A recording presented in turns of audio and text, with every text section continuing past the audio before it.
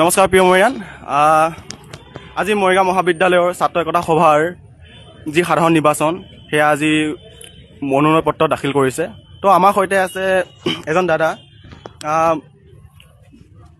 মুকছিদুল আলম।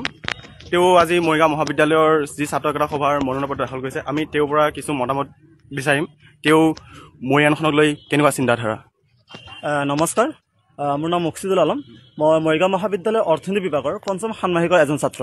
এইবুলি ছাত্ৰ একতা সভাৰ সাধাৰণ নিৰ্বাচনত মই মুকছিদুল আলমে সভাপতি অৰ্থাৎ প্ৰেচিডেণ্ট পদত নিজৰ প্ৰাৰ্থীটো আগবঢ়াইছে। গতিকে মই সমূহ মৰিয়ানৰ মই দিশা পৰামৰ্শৰ লগতে সিহঁতৰ সহায় সহযোগিতা মই কামনা কৰিছোঁ। মই মৰিগাঁও মহাবিদ্যালয়খনত 2023 বৰ্ষত বহুতো সপোন বুকুত বান্ধি লৈ নামভৰ্তি কৰিছিলোঁ। তেতিয়াৰ পৰা মৰিগাঁও মহাবিদ্যালয়খনক বহুতো সপোন দেখিছিলোঁ, যাতে এই সপোনসমূহ মই বাস্তৱায়িত কৰিব পাৰোঁ। তেতিয়া মই প্ৰচেষ্টা চলাই আহিছিলোঁ। সেই প্ৰচেষ্টাসমূহ মই বাস্তৱায়িত কৰিবৰ কাৰণে আজি মৰিগাঁও মহাবিদ্যালয়ৰ ছাত্ৰ একতা সভাৰ সাধাৰণ নিৰ্বাচনত নিজৰ প্ৰাৰ্থীটো আগবঢ়াইছোঁ, যাতে মই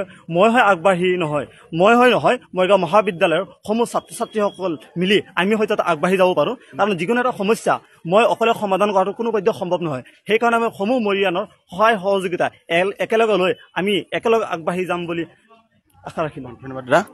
আমি আমাৰ মৰিয়ানৰ পৰাও কিছু কথা আলোচনা কৰিম। তেওঁলোকে কেনেকুৱা ধৰণৰ প্ৰাৰ্থী বিচাৰে আৰু